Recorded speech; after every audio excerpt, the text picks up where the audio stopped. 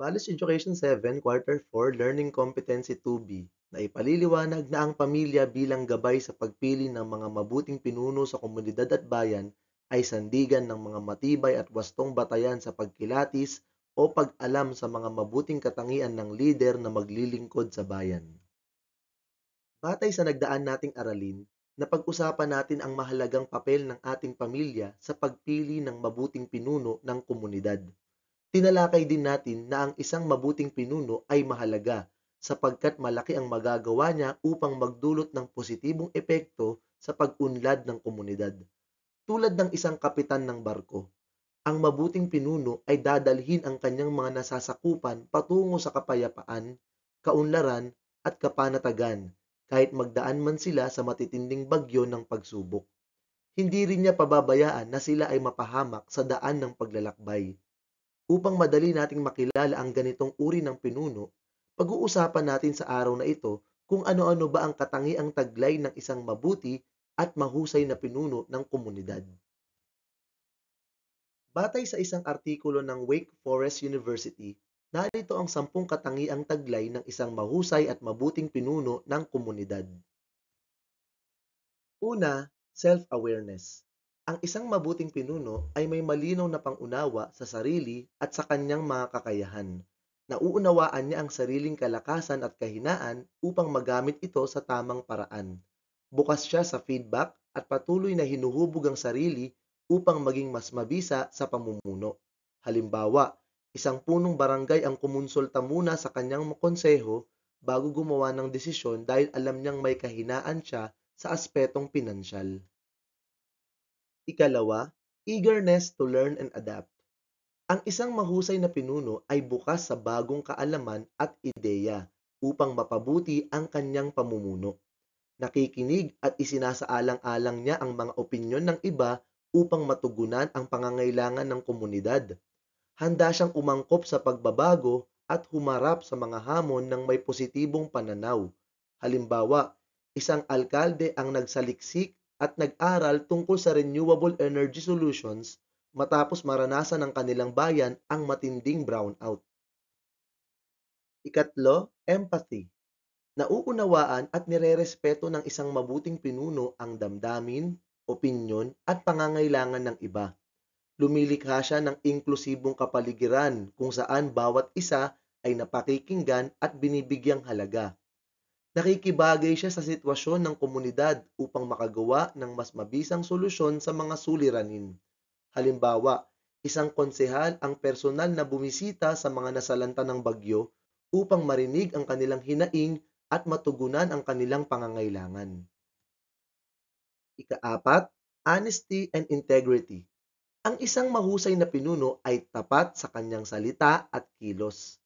Pinapanatili niya ang mataas na antas ng moralidad upang mapanatili ang tiwala ng komunidad.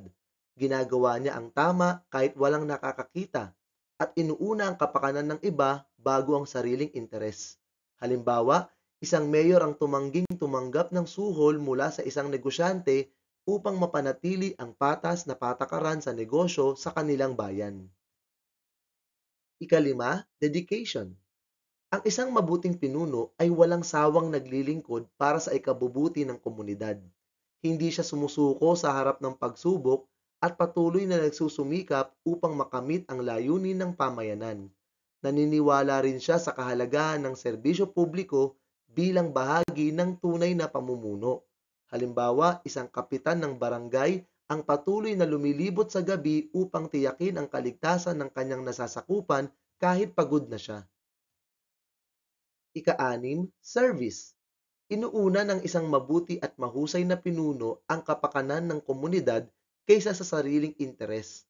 Nagsasakripisyo siya ng oras at pagsisikap upang matulungan ng iba. Pinangungunahan niya ang pagbabago sa pamamagitan ng aksyon, hindi lamang sa salita.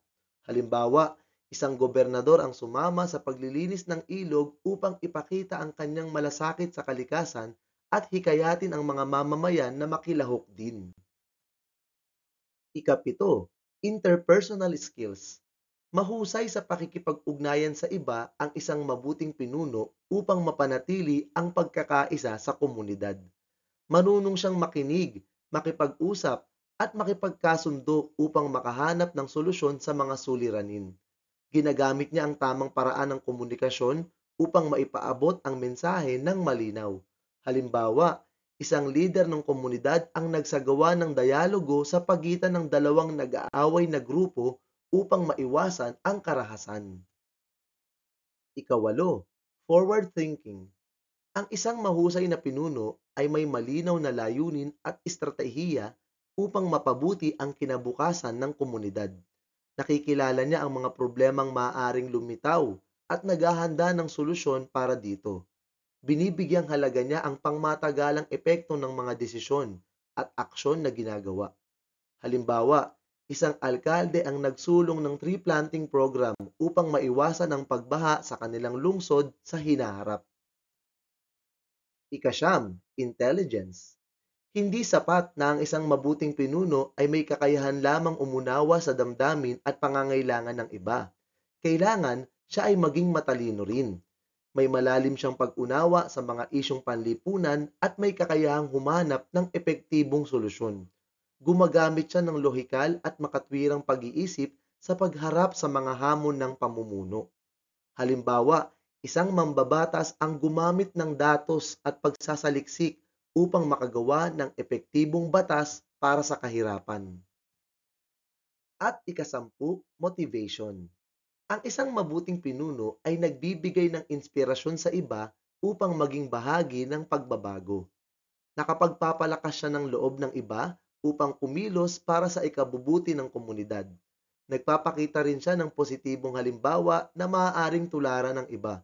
Halimbawa, isang lider ng kabataan ang nagbigay ng talumpati tungkol sa kahalagahan ng edukasyon na naging inspirasyon sa maraming kabataan na ipagpatuloy ang kanilang pag-aaral. Ang isang mabuting pinuno ng komunidad ay may iba't ibang katangian na nagpapakita ng kanyang kahandaan sa paglilingkod. Sa pamamagitan ng katapatan, empatya, katalinuhan at dedikasyon, natutugunan niya ang pangangailangan ng kanyang nasasakupan.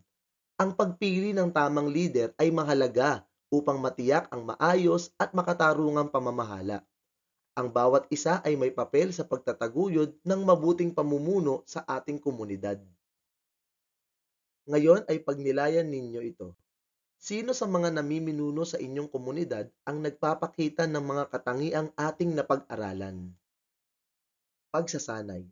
Isulat ang sigma kung ang pahayag ay naglalarawan sa mahusay at mabuting pinuno o skibidi kung hindi. Number 1, ang isang mabuting pinuno ay hindi lang namumuno, kundi naglilingkod din. Number 2, sa darating na SSLG Election of Officers, dapat nating piliin ang mga kandidatong sikat at magaling magpatawa. Number 3, alam ng isang mabuting pinuno ang kanyang mga kahinaan at kalakasan.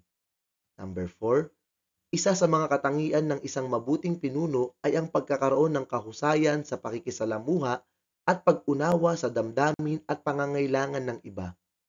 At number 5, hindi kailangang matalino ang isang mabuting pinuno. Ang mahalaga, siya ay mabait. At dyan po nagtatapos ang ating aralin sa araw na ito. Sana po ay may natutuhan kayo. Salamat sa panonood at pakikinig. Paalam!